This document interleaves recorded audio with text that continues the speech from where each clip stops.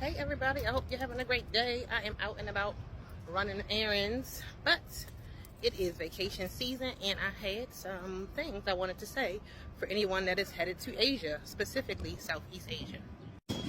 This one got me looking like Don King, but anyway, the first thing is pack your patience. There are social norms regarding personal space that we value here in America that just aren't a thing in Asia. Like the 3 feet rule is not a thing, like not even existent. You're lucky if you get an inch.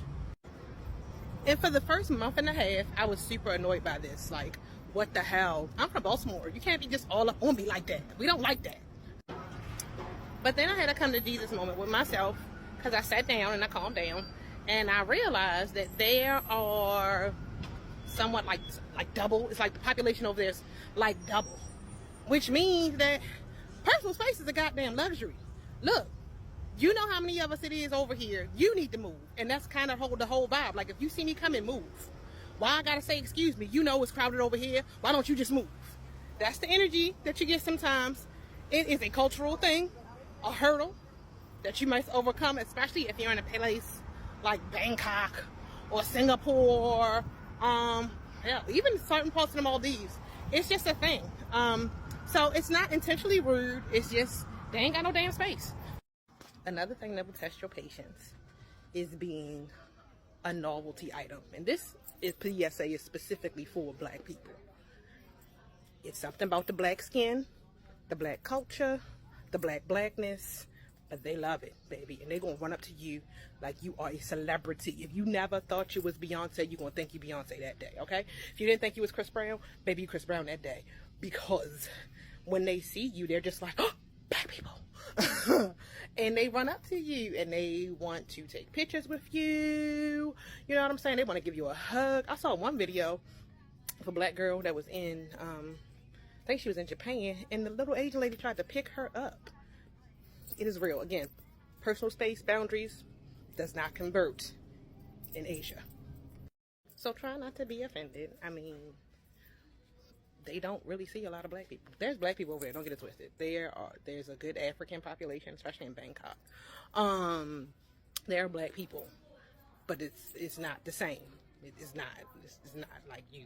If you gonna count, you might go a whole couple of days before you get to number 3. I'm just saying. So again, try not to be offended. I've heard people say that it made them feel like a novelty or like a show attraction and all this other stuff. And I'm hoping that it won't make you feel that way, because they really don't mean any. They're really just excited to see Black people. Like, they love hip hop music. Let me tell you something. They have preserved all things 80s, 90s, and early 2000s hip hop. They all about that life. And if you're not in the mood, just tell them no. You know, it won't be a big deal. Just say no and go on about your day.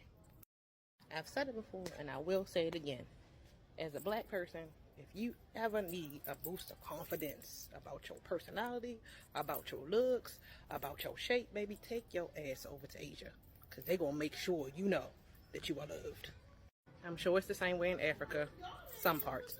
But I ain't been there yet, so I can't speak on that. Just before people start getting extra with themselves. The next thing. If you are a germaphobe or health food standards, health serve safe, or if you are a fanatic about those sort of things, do not take your ass to the night markets. Don't go to none of the street markets. Don't even eat off the street. Stay at the restaurants. You cannot expect the same level of food handling. And it's not that they dirty, it's not that they nasty. I don't know where y'all been finding these videos of people washing their pits and hands in the food. I don't know what's up with that. I ain't never been there, never experienced that, and I've been to Bali. They don't do that there, so I'm not really sure where that has come from, but it is not the same level of health standards that you would expect here.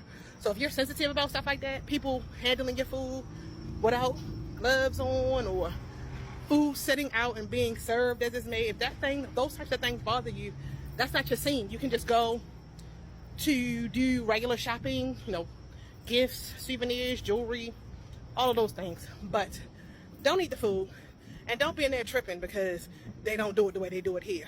If you wanted somebody to do it the way they do it here in America, you stay your ass in America. It's hot. Like, the devil lives there. Like, that's like his full-time home, and he just comes visits other places in the summer. But he lives there full-time, all the time, always there, always. So it's hot as hell. And so just please, you know what I'm saying, pack accordingly. Hats, shades, sunscreen. Black people, we need sunscreen. Don't play. All of the things to protect you from the sun and stay cool. And because it is so hot over there, the cities really don't come alive until nighttime. Once the sun goes down, once it's bearable, that's when everything jumps off. Things are open all day, but there is not the same hustle, bustle on the street. There's not the same excitement. There is not the same amount of locals, because they at work, on the street. If you really are looking to meet and link up and engage with locals, you're going to have to really come out at night and explore the nighttime scene. You can do a lot of nighttime tours. They're typically like bar hops, speakeasies. Some of them are restaurant hops. Some of them are nighttime walking cultural tours. But there are all types of things if you wanted to stay with a group, or if you just wanted to experience the city at night on your own. There's tons of things to do. I will say that I found some of the best speakeasies anywhere in the world in Asia. They were fantastic. Fantastic live music, you know, and I'm talking about jazz. I didn't even know, like live jazz all the time, jazz singers. It was really nice. So let y'all know, social drinking, that's kind of my thing. I'm going to find the custom cocktails. Anyway, but yeah, the nighttime activities, or even if you wanted to go to the mall or use the public spaces, you know, it doesn't close down like how it closes down over here. Speaking of the mall, and now that I brought that up, first of all, I don't know what the hell little pop-a-pour boxes we got going over here in America, but you ain't been to a mall until you've been to a mall overseas.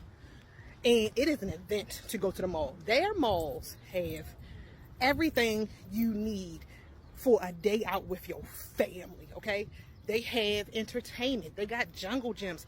They got stuff for the kids to ride around on. They got family areas. It is very much like a place to commune. There is so much to do. Ferris wheels. Man, the mall in Singapore has a whole river running through it, okay? It's all types of things going on. So the mall is always a good place to hang out. And if you're expecting to go to the nightclubs and hear some type of, you know, Asian music, think again. It's all hip-hop and techno. Hip-hop and techno. That's what you're gonna get. I'm sorry, I lied. And house music. They like the house music also. Moving on.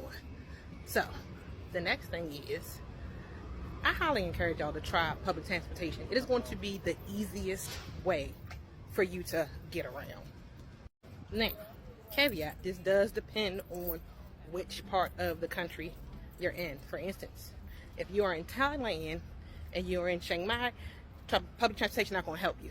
It's not. Just catch a tuk-tuk, or just the little people on the bikes with the carts attached to them that pull you around. You catch a tuk-tuk or a taxi or something like that. So any place in the countryside, by the beach, all of those types of things. But in the major cities, use public transportation if you can. If you don't have any phobias, you don't have anything you need to get over, use public transportation. You're going to get everywhere you need to get to faster. And while Uber and Lyft aren't available over there, they do have like Gojek and things like that. They have similar rideshare apps. They are inexpensive, but it adds up. And their public transportation system is not like ours. It actually works the way it's supposed to. It comes when it's supposed to. There's never any more than maybe a 5-minute wait for a bus or a train or whatever you need to catch to get someplace. They actually understand what the hell they are doing, unlike our departments of transportation throughout the United States of America. It can be a little intimidating at first, but once you get the hang of it, it's super easy to use. home now. Back to my notes.